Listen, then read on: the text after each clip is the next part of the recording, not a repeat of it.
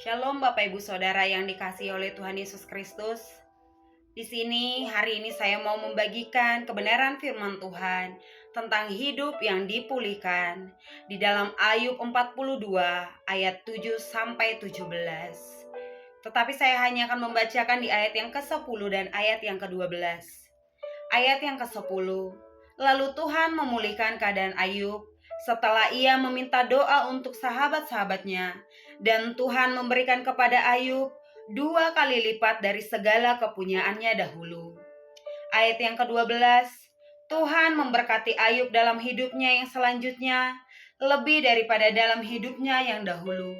Bapak Ibu Saudara yang dikasihi Tuhan Yesus Kristus, kita tahu bagaimana perjalanan Ayub, bagaimana Ayub hidup dengan saleh dan benar di hadapan Tuhan. Ayub selalu melakukan apa yang benar dan berkenan di hadapan Tuhan. Tetapi atas seizin Tuhan, Ayub mengalami ujian, Ayub mengalami penderitaan, Ayub kehilangan anak-anaknya, bahkan Ayub juga kehilangan semua hartanya. Tidak hanya itu Bapak Ibu Saudara, istri Ayub pun menyuruh Ayub untuk mengutuki Tuhan Allahnya. Ketika sahabat-sahabat Ayub datang, mereka juga tidak memberikan penghiburan kepada Ayub, melainkan mereka mengatakan bahwa Ayub kena kutuk dan ia harus memohon ampun di hadapan Tuhan.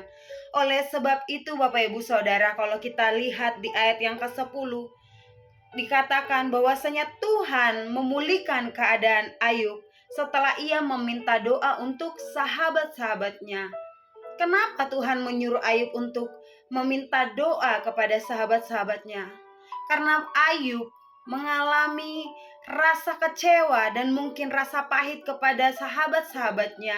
Karena ketika Ayub mengalami penderitaan, sahabat-sahabatnya datang bukan untuk menghibur dia, tetapi justru mengutuki Ayub dan menyalahkan Ayub. Bapak Ibu Saudara, sering sekali kita pun seperti Ayub. Ketika kita dalam penderitaan, ketika kita dalam ujian, sering sekali kita datang kepada orang-orang yang sudah kita anggap seperti keluarga kita, seperti sahabat kita. Ternyata Bapak Ibu Saudara, mereka tidak memberikan solusi yang baik kepada kita, atau bahkan mungkin justru mereka menyalahkan kita dalam segala keadaan kita. Tetapi Bapak Ibu Saudara, kita bisa melihat ketika Ayub memberi diri, bahkan Ayub mau mengampuni istri dan juga sahabat-sahabatnya, Ayub dipulihkan Bapak Ibu Saudara. Kalau kita baca di ayat sebelumnya, Ayub berkata di dalam pasal yang kedua, "Aku tahu bahwa engkau sanggup melakukan segala sesuatu dan tidak ada rencanamu yang gagal." Dan di ayat yang kelima kita baca Bapak Ibu Saudara, "Hanya dari kata orang saja aku mendengar tentang engkau, tetapi sekarang mataku sendiri memandang engkau." Sering sekali Bapak Ibu Saudara, kita hanya mendengar tentang Tuhan ketika kita beribadah atau bahkan lewat cerita orang lain, tanpa kita mengalami perjumpaan pribadi dengan Tuhan. Tetapi Ayub mengalami perjumpaan pribadi dengan Tuhan ketika dalam masa kesesakan, ketika masa kesulitannya, Ayub terus dan terus percaya kepada Tuhan. Maka dari itu Ayub bisa berkata, "Dulu aku tahu engkau, tetapi sekarang aku mengenal engkau." Bapak Ibu Saudara, dari kisah Ayub ini kita bisa belajar Bapak Ibu Saudara, bagaimana kita harus hidup di hadapan Tuhan, dan apa saja pemulihan yang bisa kita alami ketika kita mau melepaskan pengampunan dan ketika kita benar-benar percaya mengandalkan Tuhan. Seperti kisah Ayub Bapak Ibu Saudara, ada 4 pemulihan yang dialami oleh Ayub Bapak Ibu Saudara. Yang pertama, Ayub mengalami kesembuhan. Dan yang kedua, Ayub mengalami pemulihan bisnis. Kalau kita baca di ayat yang ke-12 dikatakan, Tuhan memberkati Ayub dalam hidupnya yang selanjutnya lebih daripada dalam hidupnya yang dahulu. Ia mendapat 14.000 ekor kambing domba dan 6.000 unta, 1.000 pasang lembu dan 1.000 ekor keledai betina. Kita bisa melihat Bapak Ibu Saudara bagaimana harta Ayub yang tadinya sudah hilang tetapi Tuhan gantikan.